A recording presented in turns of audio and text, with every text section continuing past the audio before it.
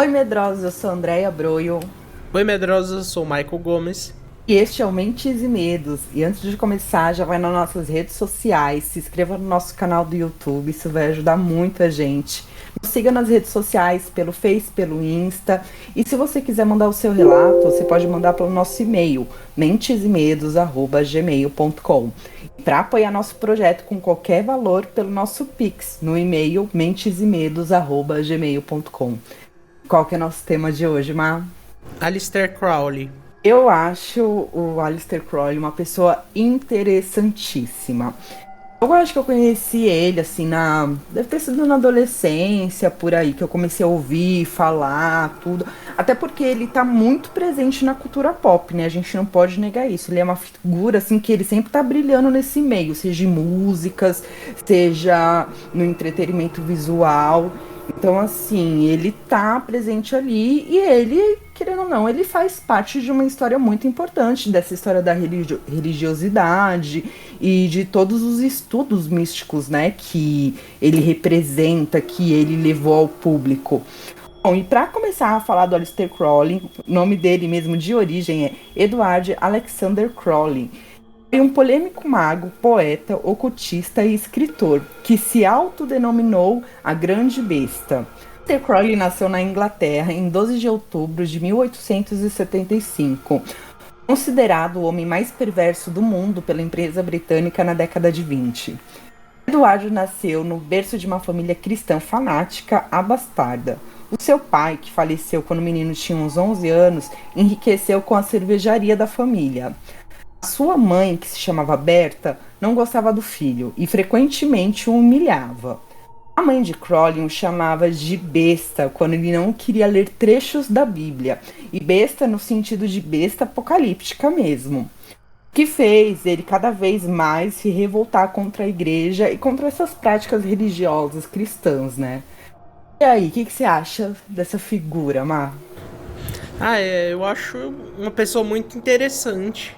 É, não só pelo conceito da mágica, tudo, mas ele era uma pessoa bem diferente, assim, né, das outras pra época. E até hoje eu acho que continua um pouco diferente.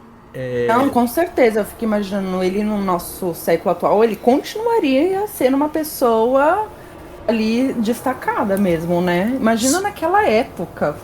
Eu tenho uma coisa assim, da forma que eu vejo ele, que ele é uma pessoa muito diferente, assim, ele tem, pra mim, um certo carisma, mesmo não tendo É, conhecido ele, mas por fotos, assim, eu vou com a cara dele, sabe? É eu como. também.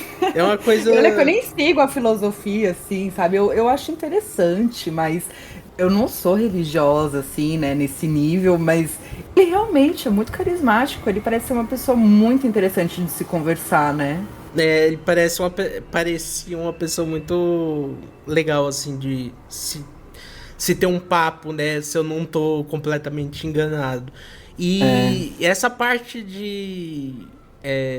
da crença, né?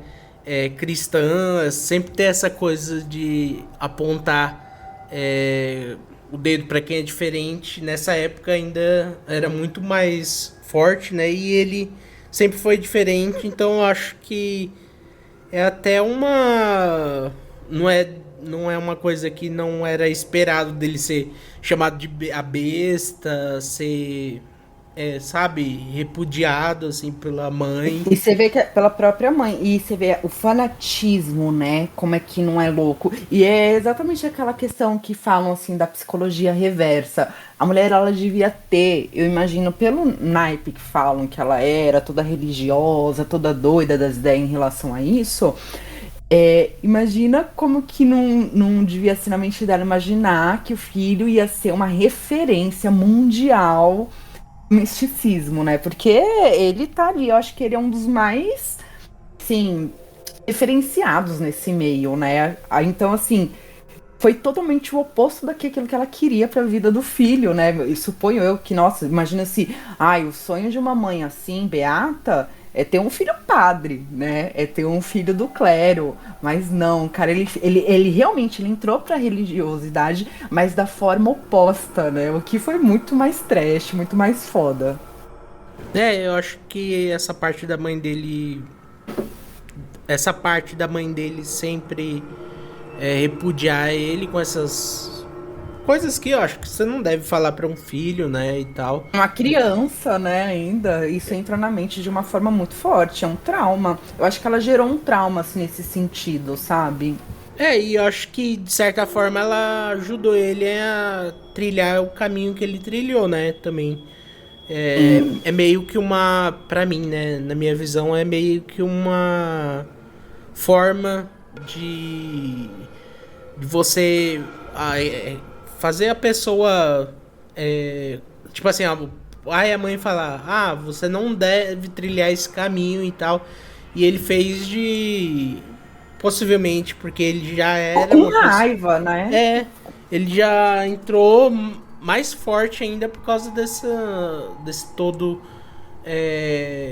que a mãe dele fazia, esse inferno, né, na vida dele. E, assim, eu tenho eu sinto uma conexão com ele nessa relação, nessa primeira relação que ele teve com a família na questão religiosa. Não fui obrigada em momento nenhum a, por exemplo, ler trechos de Bíblia, como ele era que devia. Meu, imagina, se alguém me obrigasse a ficar lendo trecho de Bíblia, eu ia ficar revoltada contra isso, sabe? Porque não me obrigaram a fazer isso e mesmo assim eu cresci com ideias mais, digamos, desprendidas em relação à religião, sabe? Mais questionadoras. E eu acho que com ele, como foi mais agressivo, foi uma coisa assim que realmente era muito, muito sufocante. Aí a pessoa, tipo, vira, né? Ela vira e fala assim: ah, é? Então vai ser assim? Então vai ser isso. Uma outra pessoa que, se não me engano, também teve o mesmo padrão de ensinamento na infância foi o Marilyn Manson. A família dele também tinha gente religiosa tal. E você vê, o cara cresceu, virou o oposto, entendeu? Continua numa ideia religiosa ainda, porque tem, né? Tipo, eles têm estudos, mas não é uma religiosidade cristã, né? É outro tipo de religiosidade. Então, assim, eu acho que isso afeta muito a mente. E ele, como era uma pessoa que tinha condição financeira, os estudos para ele foi muito fácil, foi uma ponte, assim, muito fácil, né? Então, assim, ele acabou tendo contato com pessoas muito importantes e ele era um cara muito inteligente, né? Assim, é uma coisa assim, que a gente não pode negar. Ele fez uma revolução para a época dele. Sim, tanto que até hoje a gente conhece ele, né? Não só pelos marcos que ele fez durante toda a carreira dele, mas por ser uma pessoa bastante inteligente, né? Uhum. E a gente tem a parte da formação acadêmica e mística dele. O rapaz que nutria interesses místicos cursou filosofia na Universidade de Cambridge. Foi durante esse período, por ter desenvolvido algumas pesquisas em torno do esoterismo, aos 23 anos passou a frequentar a organização Termitic, Ordem of the Golden Dawn. Depois de algum tempo no grupo, se desentendeu com alguns colegas e resolveu deixar a ordem. E na parte da religião Telema, enquanto ele estava em lua de mel no Egito, o Crowley teve contato entre os dias 8 e 10 de abril de 1904 com o espírito Alhaz, enviado pelo deus egípcio Opar-Krat. O espírito teria recitado as palavras do livro da lei, que serviu de base para a religião que fundou, a Telema. Temos muitas informações sobre a religião Telema graças aos diários escritos pelo mago, que mais tarde foram publicadas sob formato de livro. Em 1920, Crowley chegou a fundar a Abadia de Telema, na Sicília, onde os adeptos praticavam magia negativa.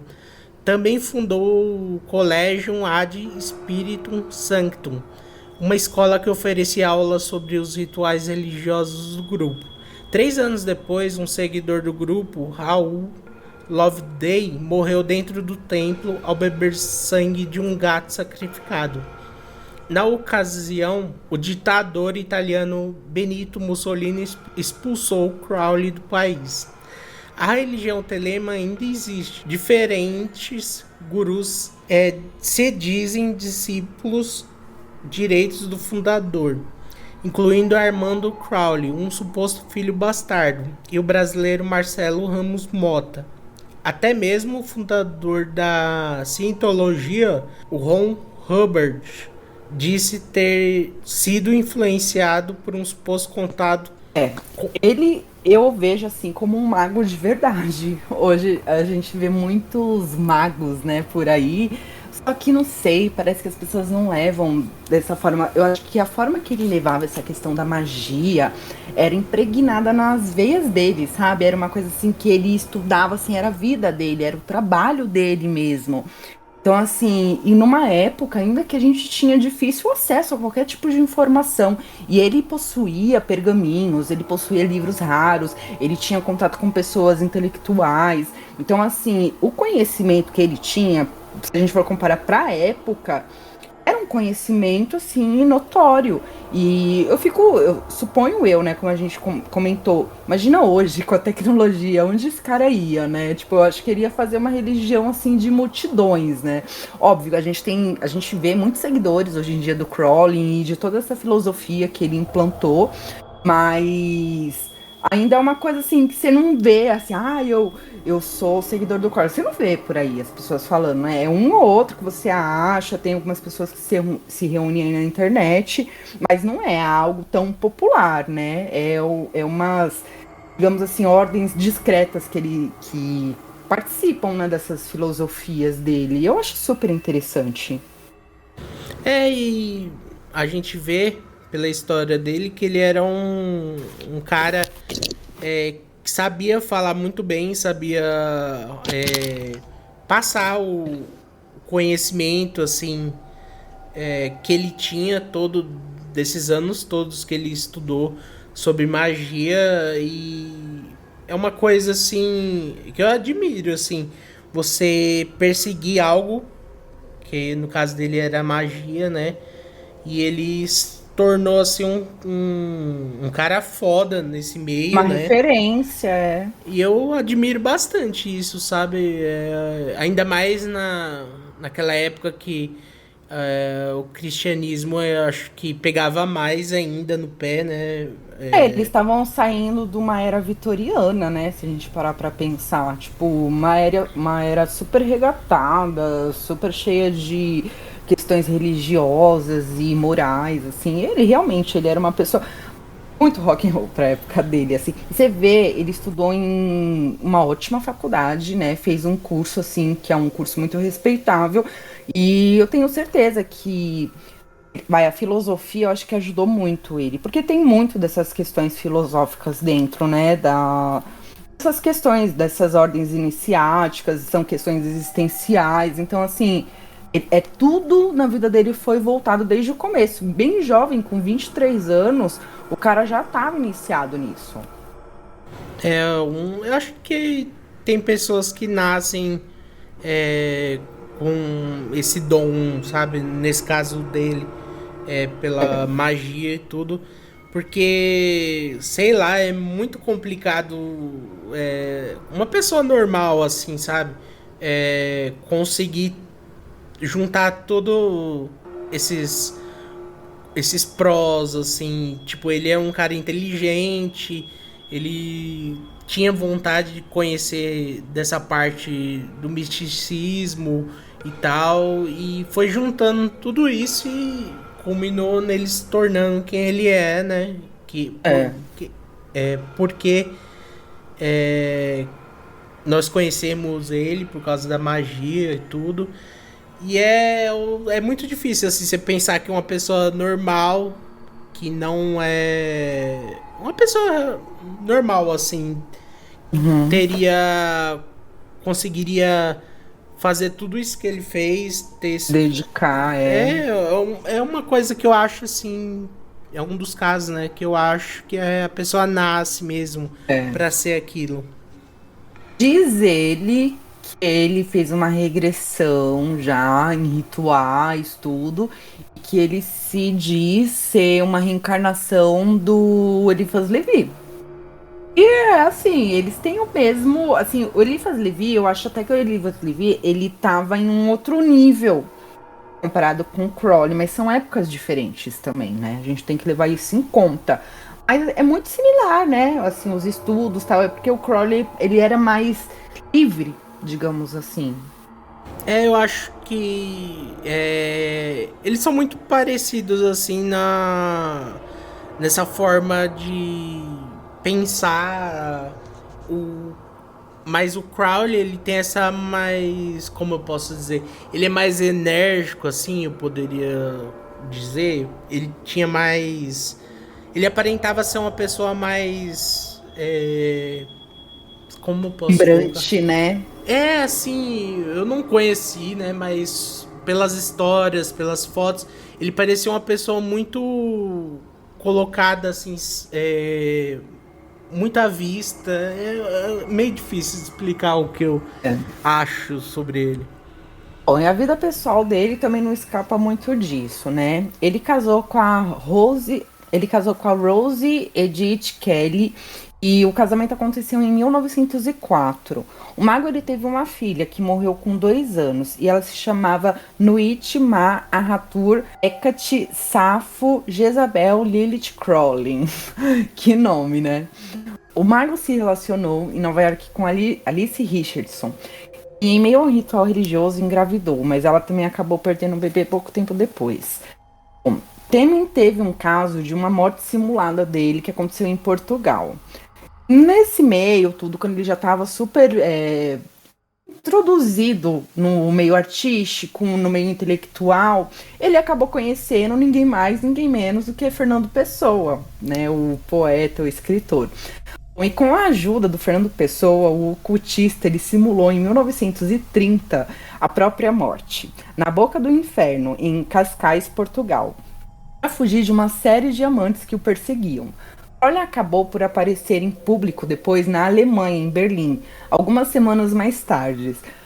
Eu achei isso assim, o ápice da loucura da vida pessoal dele, porque ele realmente falam e distinguem ele como um pansexual, né? Que é uma pessoa que ela só segue o fluxo, ela se relaciona com quem interessar, com quem convém, não importa o gênero, não importa a idade, ele se relaciona com pessoas. Tem até essa referência, né, do deus Pan, que ele tinha essa coisa de esse relacionamento com as pessoas, assim, e indiferia quem eram as pessoas, sabe, o gênero das pessoas. Então isso é muito forte no Crowley. Essa questão da filha dele eu acho muito curioso, o nome dela, porque falam que são nomes de demônios, né? Por exemplo, o Nuit é de uma origem, é porque tem diferença na nomenclatura, mais egípcia, de deuses egípcios. Ma também é uma diferença da nomenclatura de outro deus. A Hathor também. Hecate vem da parte grega. Hecate, pela lenda, se não me engano, ela foi criada pelo... Como é que chama aquela? A Perséfone, né? Que é a esposa de Hades. E ela fica ali no submundo de Hades. Tem toda uma história mística por trás. Afo foi, acho que se não me engano, uma poetisa também relacionada a essas questões. Jezebel é uma questão bíblica, que tem a história que ela cultuava Baal e sacrificava crianças, então tem todo esse misticismo em volta disso. Lilith, que a gente já fez até, ela tem até um episódio só dela aqui. Ela é uma das 4 esposas de Lúcifer, né? E foi a primeira esposa de Adão, a primeira mulher na Terra.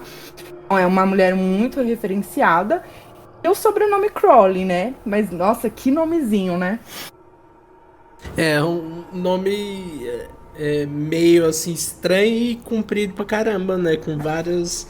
Nossa, tipo, Pedro Álvares Cabral, de Albuquerque, ó, né? Eu, Não acaba nunca. eu pensei que não ia acabar nunca, falando o nome. E outra coisa é essa parte dele simular a morte dele por Safado, né? causa das Os amantes atrás amantes. dele. É uma coisa assim que é engraçada de você pensar a cena, né? Uhum. Parece até uma cena de filme Desespero de de um comédia. homem. Sim, eu imaginei mesmo. Eu fiquei imaginando aquele monte de mulher com aqueles vestidos compridos, sabe? Tipo, se reunindo. Sim, Cadê ele? Cadê ele? Tipo, ele desesperado. E o Fernando Pessoa, porque ele já era uma pessoa famosa, né? Nessa época. é. Então, assim, e você vê, eu não sabia que ele era envolvido com a mágica também, com misticismo e tudo mais. Muito interessante. Eu acho que também as pessoas se envolviam naquela época por causa da curiosidade, né? Hum. Assim, não necessariamente a pessoa queria fazer e tal, mas tinha curiosidade de estudar. Eu acho que também um pouco por isso também as pessoas Sim, entravam nessa religião, conheciam pessoas por causa da curiosidade também. é. E tem a parte do ritual interrompido que ele fez, né? E acabou sendo interrompido, como eu já falei. Em 1909, durante uma viagem pela Argélia, o Crowley invocou 30 demônios em uma cerimônia de magia sexual. Teria sacrificado animais domésticos para o demônio Chorozon, conhecido pelo número 333, e por provocar alucinações assustadoras. Na ocasião, ele estudava o Alcorão e as conexões islamismo com a magia. As suas práticas magísticas costumavam dar certo, até a fatídica experiência em sua residência na Escócia, a casa de Boleskine. Crowley tentou contatar o anjo da guarda por intermédio de um ritual bizarro, o ritual sagrado do anjo guardião. Ele teria que invocar 12 demônios, neutralizar um a um. Ao longo de 6 meses da mais completa abstinência, aconteceu que o ritual foi interrompido no meio porque ele precisou viajar a Paris.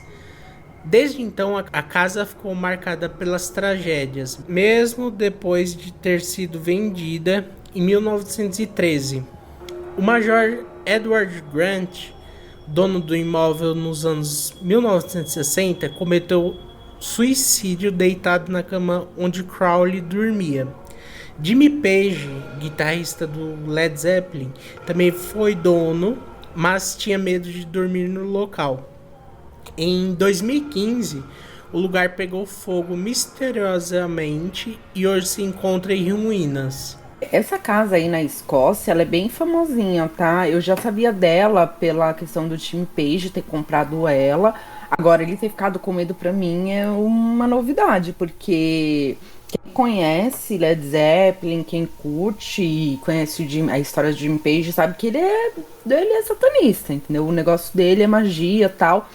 Ele é super envolvido. E ele comprou a casa justamente nesse intuito, por causa da energia que rolava ali, de tudo que rolou naquela casa. Hoje em dia, ela virou tipo um ponto para pessoas que vão buscar o sobrenatural, sabe? E é um lugar lindíssimo. E, meu, pelo que falam, rolavam coisas assim pesadas nesse lugar. É tanto que lá, a casa onde ele morava é de frente para um lago. E lá que foi criado o mito do monstro do Lago Ness. Que é daí Vai que saber, não vem. foi ele por uma magia que não chamou alguma coisa, né? Esse monstro do Lago Ness é tipo como se fosse um monstro do Lovecraft. Ah, sim, sim. Pode crer. E esse monstro, eu acho que todo mundo já ouviu falar, né? Pelo menos Sim. em desenho, Scooby-Doo já vi falar. Parece um dinossaurinho, não parece? É tipo um dinossauro que nada, é um monstro assim que achei através da história, né? Tem várias supostas fotos e por causa do Crowley que ficou famoso É. esse Mas monstro. essa casa também não foi a única que ficou famosa dele, né? Aquela abadia que ele fez na Itália e para para fazer a sede do Telema lá na Itália, em Sicília, ela também ficou meio que assombrada ali, sabe? Tanto pela morte do seguidor dele lá, que foi inventar de tomar sangue de gato. Aí falam assim que não foi por causa do sangue de gato, foi por causa de uma água contaminada que rolava ali perto, que tinha uma cachoeira, e o Crowley ele ainda falou pro pessoal não beber daquela água. E beberam mesmo assim. Aí depois disso tudo ele acabou sendo expulso de lá. Mas assim, a gente não sabe, né? Porque a gente sempre tem ideia desse. Eu fico imaginando esses rituais, sabe? Tipo, eu até entraria só pra ver como é que é, porque eu acho tão interessante.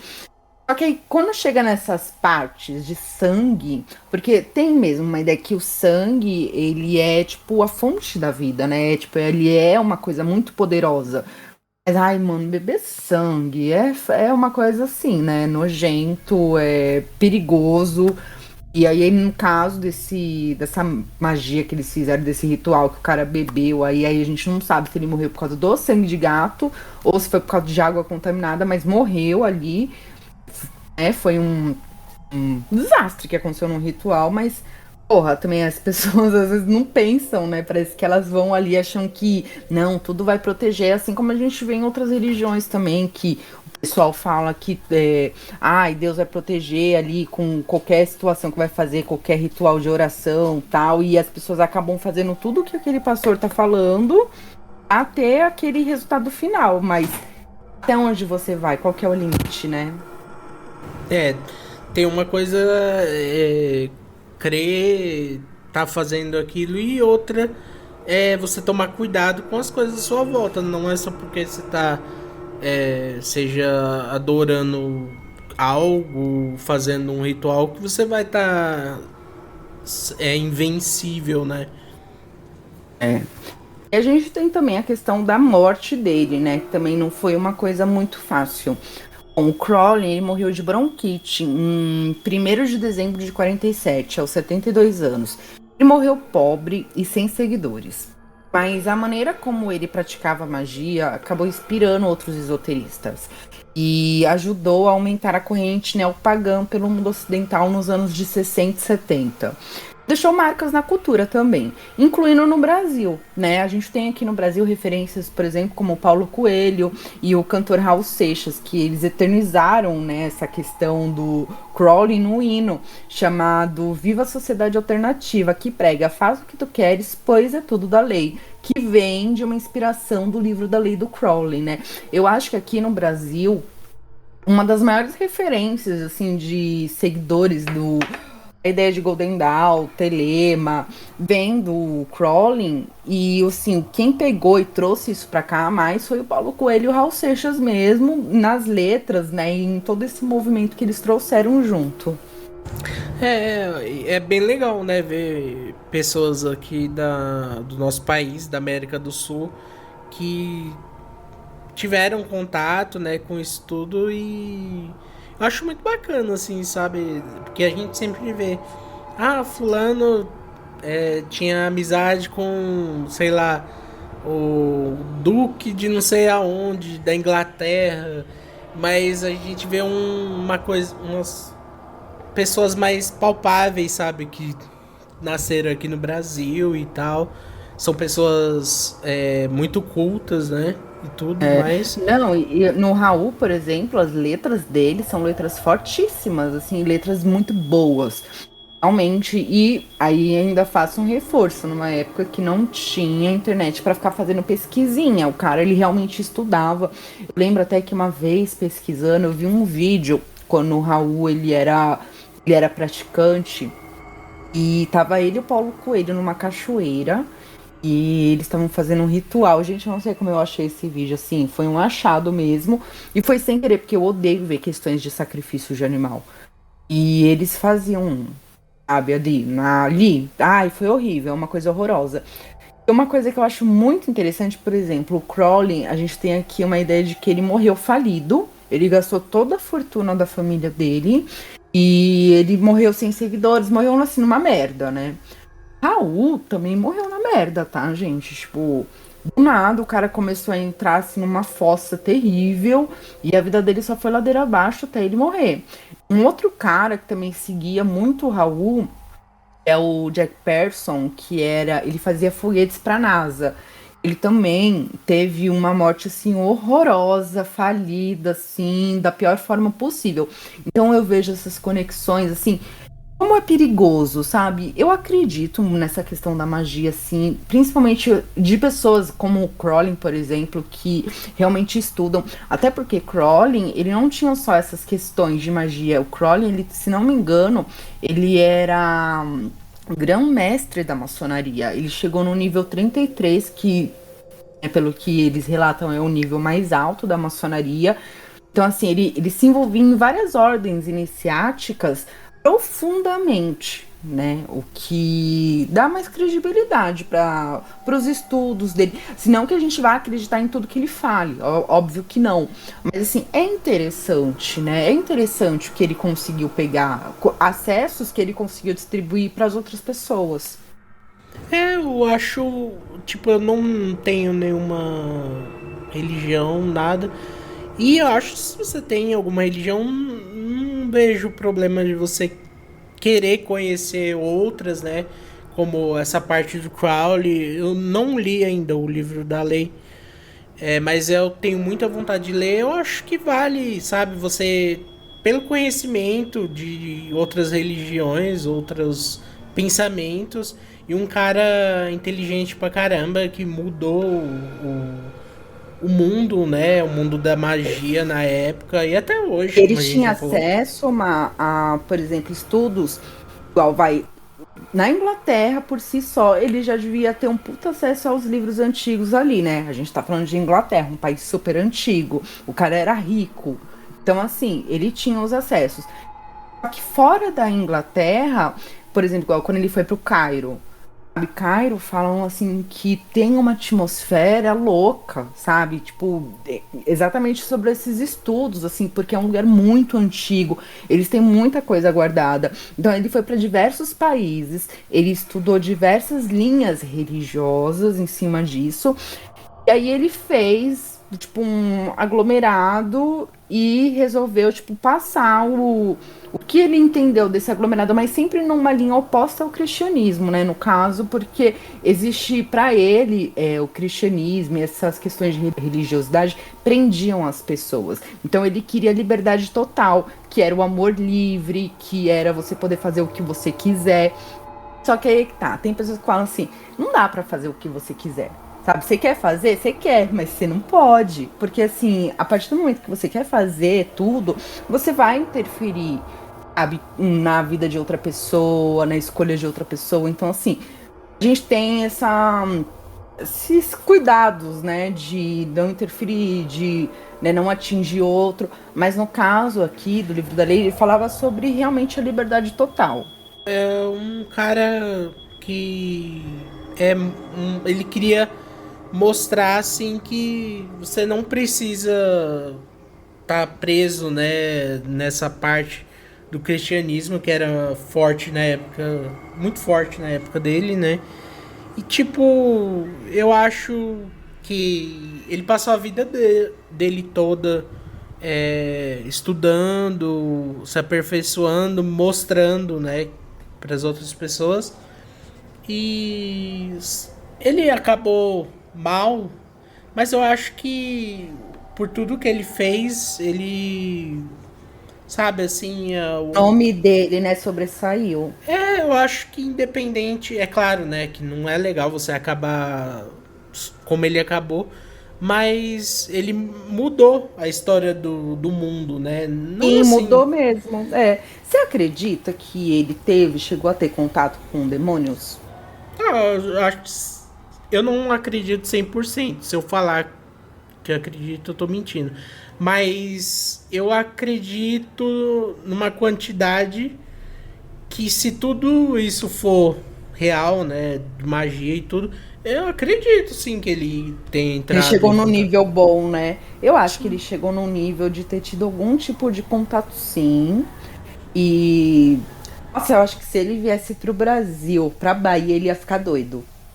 Imagina ele chegar lá na Bahia e ver aquele monte de religião espiritualista, tudo.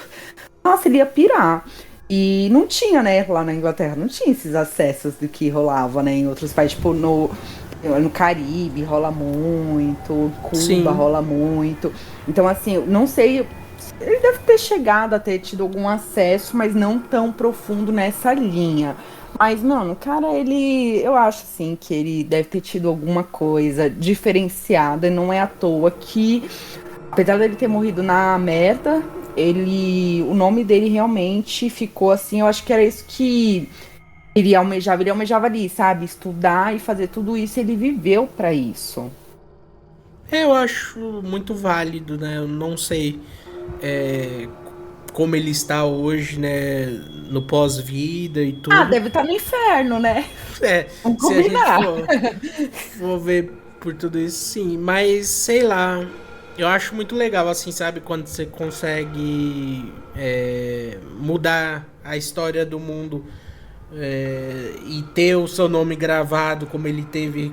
Tanto que a gente, não só a gente, né? Várias outras pessoas falam sobre ele por aí, seja no YouTube, no Spotify, em qualquer mídia. Eu acho válido, muito legal também, sabe? Sim. E a gente tem o Crowley na arte, né? Tem a ligação com o Raul Seixas e o Paulo Coelho, que propôs a sociedade alternativa baseada nos ensinamentos do livro da lei.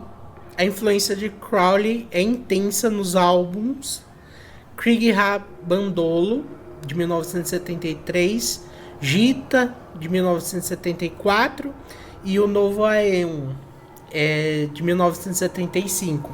Também tem os Beatles, que o Crowley aparece na capa do Sgt. Pepper's Lonely Heart Club Band, de 1967. E ele é o segundo rosto da fila mais alta a partir da esquerda. Também tem o Ozzy Osbourne, que gravou a música Mr. Crowley, né? Amo essa música. Eu também. Em seu primeiro álbum solo, em 1980, e dedicou a Crowley seu disco seguinte, Diary of the Madman, de 1981. Também tem o Bruce Dickinson, que é o vocalista do Iron Maiden, que é um grande fã do Crowley, que ele cita as ideias do ocultista nas músicas Power Slave, Revelations, The Alchemist, Starblind e Moonchild.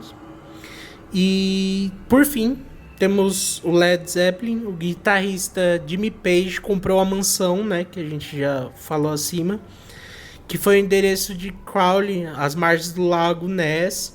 O líder do Led Zeppelin teria feito ali uns rituais de ocultismo também. Ó, eu adoro essa questão da cultura pop e o Crowley tá envolvido em várias dessas questões. E eu me lembro até quando fala assim, da questão do diabo, esse envolvimento forte com a música, tá? O Crowley, ele não era, na época dele, tão envolvido com música, mas ele acabou ficando depois, né? Porque, assim, o que tem de artista que fala do Crowley é uma coisa, assim, inacreditável.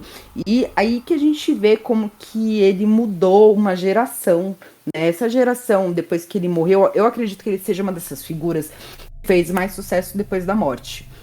E depois que ele morreu, que veio a entrada dos Beatles na década de 60, ele morreu ali no final de 40 para 50.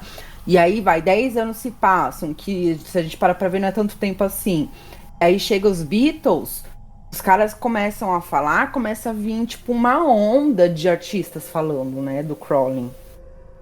Ele foi um cara assim que inspirou várias pessoas, né? Tem como a gente listou acima aí. E é uma coisa assim que é muito legal de se ver que várias pessoas dessa parte da música veem isso que várias pessoas, né, que nós vemos, outras pessoas veem, que ele foi um cara foda, né, falando português, claro, assim. Sim. Eu acho Eu muito até bacana. eu também acho, eu acho diferente. Eu fico até vendo assim, por ele e pelos seguidores dele, igual ficou vendo essas histórias que rolam. igual a gente falou aqui, tem o Raul, eu vi essa questão dele lá, fazendo um vídeo dele, e tem um documentário que fala, né, sobre a vida dele, do Raul, e fala dos rituais que ele fazia, dessa ligação que ele tinha com o Telema, e falam que quando chegava no entardecer, assim, que já tava chegando a noite, na casa do Raul dava pra ver uma sombra andando pela casa, parecia tipo um diabinho, sabe, criança. E falam que todo mundo que tava na casa, esse horário assim, 5, 6, via essa sombra chegando, sabe? Então, assim, é uma coisa energeticamente falando muito forte. E, nossa, se um seguidor dele conseguia ter esses acessos espirituais, nossa, que dirá ele, que a vida dele era isso, como a gente falou, sabe? Ele acordava respirando magia, dormia respirando magia, as coisas dele eram muito intensas, assim, e ele foi um homem que viveu a vida dele muito intensa, e eu pago um pau, porque assim, a gente não consegue isso, sabe? A gente quer, mas a gente não consegue. Uma pessoa que consegue ter essa liberdade, eu acho que ele tinha, até por causa do dinheiro que ele tinha na época e a posição social, isso ajudou muito ele. Ele fez uma diferença, ele foi uma pessoa que fez a diferença, sim. Pode ser para um lado positivo, pode ser para um lado negativo, porque tem os dois polos da mesma moeda. Então, assim, mas ele fez, né? Então, assim, é uma pessoa que tá aí e a gente quis falar dele hoje porque ele é uma referência, como a gente falou, nas artes, no universo do terror. A gente falou assim, será que ele foi, né, pro inferno? Deve estar, não é possível, porque ele é todo envolvido com essa questão, assim, acho até difícil ser diferente, né, de um modo de pensar. Mas é uma pessoa, assim, que é uma figura mística, interessante, misteriosa, e do universo do terror, com certeza. Ele é impregnado em qualquer filme de terror que forem fazer em relação à mágica, série e tal, pode ser que ele apareça por ali. É um cara muito inteligente, muito carismático, como eu já falei. E viveu a vida do jeito que ele quis, né? É. Aprendeu tudo que. Quase tudo, né? Que ele queria. E tava pouco se lascando, né? O povo. Não precisava da ajuda de ninguém, assim, pra aprender as coisas, né? Que ele queria. É.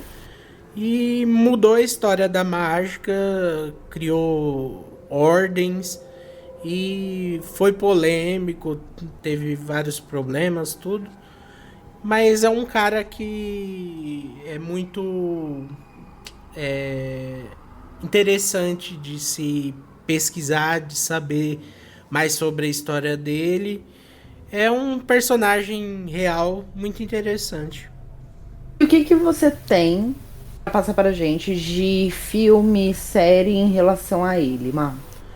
Olha, na série Supernatural, é, claramente tem dois demônios muito importantes através das temporadas, principalmente da quarta e na quinta temporada, que são claramente homenagens ao Crowley. Tem um demônio que chama Alistar, que é claramente referência ao nome dele, né?